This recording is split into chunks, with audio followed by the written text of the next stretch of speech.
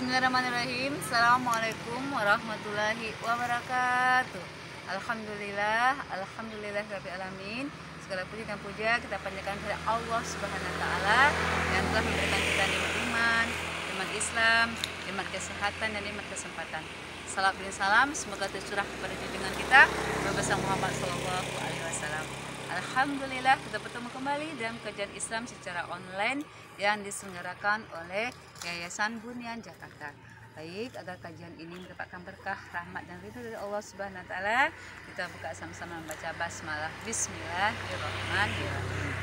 Adapun tema kita pada kajian hari ini adalah fluktuasi iman, ya. Kalau kita bicara masalah fluktuasi, ya, memang dalam kehidupan ini ada sesuatu hal yang kadang naik dan turun, ya. Begitu juga dengan keimanan kita, ya, karena keimanan kita itu bisa naik, ya, bisa juga turun. Makanya dikatakan fluktuasi. Rasulullah juga mengatakan iman itu bisa naik, bisa turun. Ya, iman itu bisa naik apabila kita semakin taat, ya, dengan ketaatan. Iman itu bisa naik dengan ketaatan. Sedangkan iman itu bisa turun kalau kita bermaksiat. Nah, apa ciri-cirinya kalau misalnya iman kita ini enggak stabil? Ya, tadi dikatakan fluktuasi, ya, naik turun, kadang meningkat, kadang imannya naik, kadang imannya turun, ya. Kalau imannya kita naik, itu cirinya adalah kita bersegera melakukan kebaikan-kebaikan. Ada suatu kebaikan yang setelah kita lakukan, kita bersemangat untuk melakukan kebaikan-kebaikan berikutnya. Ya, kita selalu ingin fastabiqul khairat, ingin berlomba-lomba dalam kebaikan, mencari peluang-peluang amal saleh. Itu kalau iman lagi naik, ya, selalu berlomba-lomba mencari peluang-peluang untuk beramal soleh. Satu kebaikan setelah dilakukan, segera mengambil kebaikan-kebaikan yang lain, segera melakukan amal-amal soleh yang lain. Tapi kalau iman kita lagi turun, ya, ciri-cirinya atau tanda-tandanya adalah itu tadi, kadang kita banyak bermaksiat. Nah, kalau kita banyak bermaksiat ini kadang-kadang kita akhirnya suka malas-malasan, mau menunaikan ibadah sholat, kadang malas-malasan, kadang di akhir-akhir waktu, kadang juga sholatnya tidak khusyuk, sholatnya terburu-buru, sholatnya masih memikirkan kehidupan dunia, sehingga kadang lupa rakaatnya. Astagfirullahaladzim, ya. Nah, itu kadang iman lagi turun seperti itu. Kalau iman kita kita malas untuk segera untuk sholat pada tepat waktunya. Iman juga bisa turun kalau kita kadang kita malas untuk berzikir, kita juga malas untuk baca Al-Quran, kita juga malas untuk misalnya menghadiri majlis-majlis ta'lim, kajian-kajian Islam, kajian-kajian ilmu. Itu bisa jadi juga iman kita sedang turun. Nah, ini kita berusaha iman kita itu jangan terlalu fluktuasi, jangan terlalu turun menurun terus, ya, gitu ya. Kalau bisa, kalau turunnya nggak terjun bebas, ya.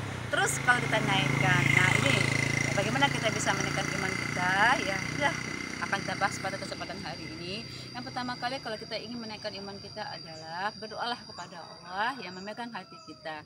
Ya Allah, ya Allahumma ini adzikruka wa syukrika wa husni ibadatik. Jadilah kita orang-orang selalu bersyukur kepada Allah, ya.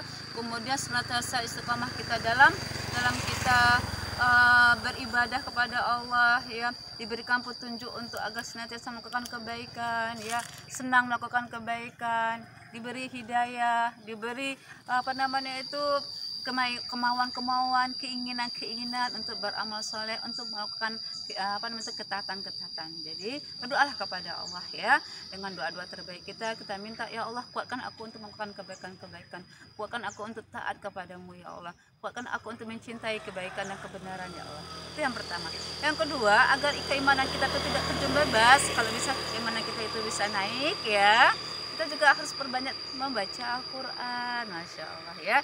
Jadikan agenda-agenda baca Al-Quran adalah agenda-agenda yang tidak pernah kita lupakan setiap hari kita.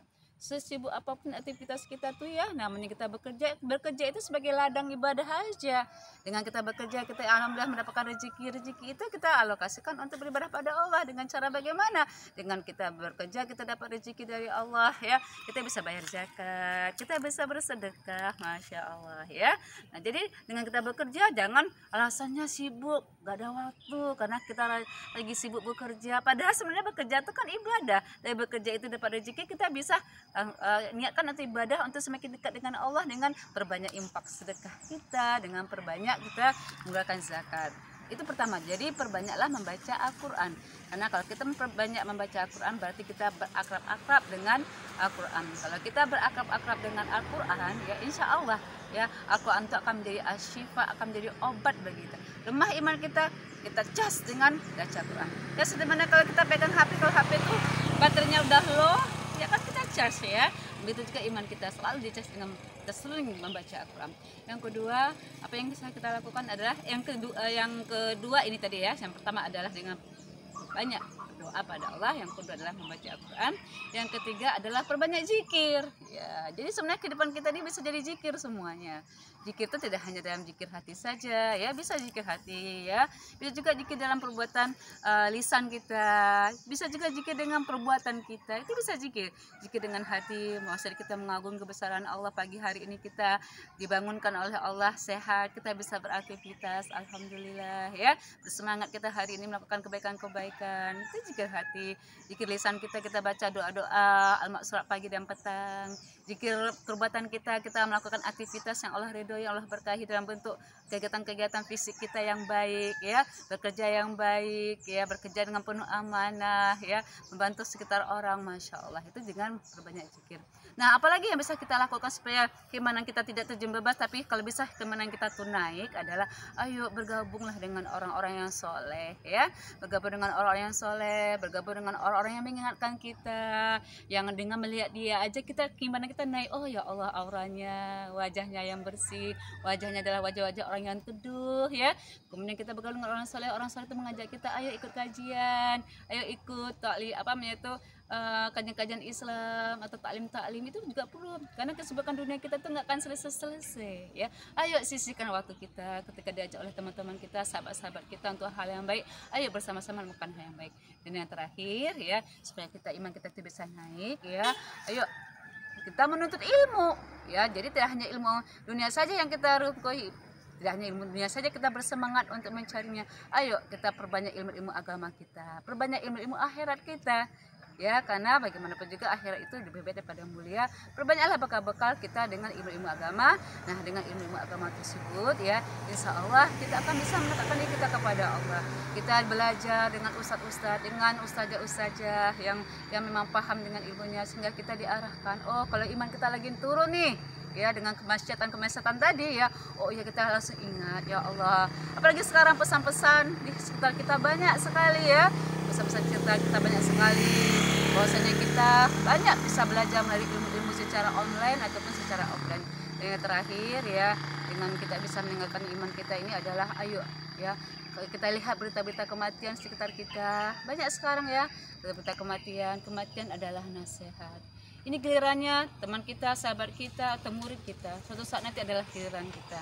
Ketika giliran kita itu sudah sampai, ketika giliran kita itu sudah datang kepada diri kita, apa bekal kita?